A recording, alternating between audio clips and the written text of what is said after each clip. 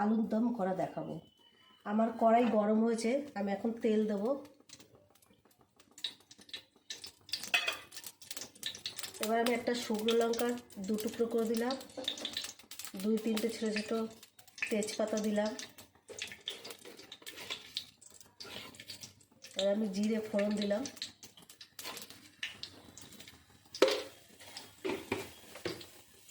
এখানে নিলাম টমেটো কুচি।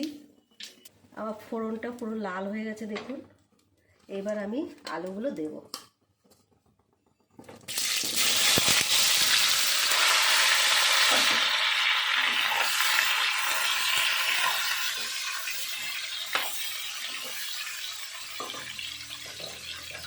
এবার আমি পরিমাণ মতন নুন দিলাম।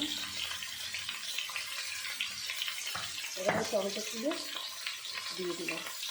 এবার নেড়ে চেড়ে পরে মশলাটা দেবো। আলুটা তেলে কষা হয়ে গেছে। এবার দেখুন এই হলুদে দিয়ে দিচ্ছি।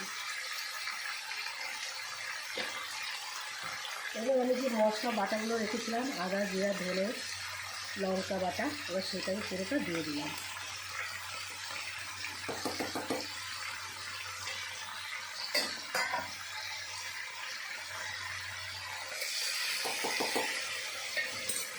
এবার আমি মশলাটাকে কষাবো।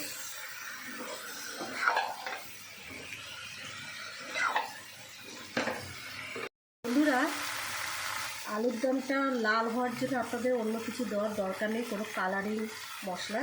আপনি একটু এর মধ্যে একটু চিনি দিয়ে দেবেন, তাহলে দেবেন আলুর দমটা লাল টকটকে হয়ে যাবে। আমি একটু পরিমাণ মতো চিনি দিলাম। আমার কষানোটা আরেকটু বাকি।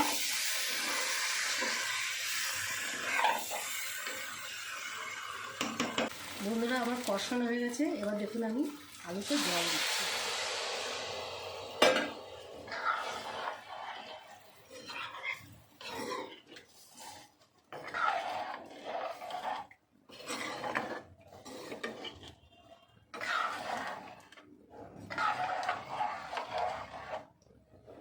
আলুটা ভালো করে সিদ্ধ হোক।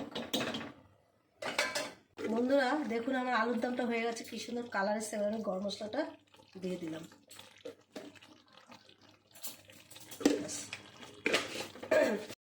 এবার আমি নাড়িয়ে দিলাম গরম মশলা।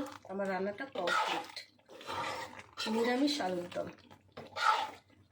ভিডিওটা ভালো লাগলে সাবস্ক্রাইব, লাইক, শেয়ার করবেন। যারা করেননি তাদের অনুরোধ করছি তারা করুন।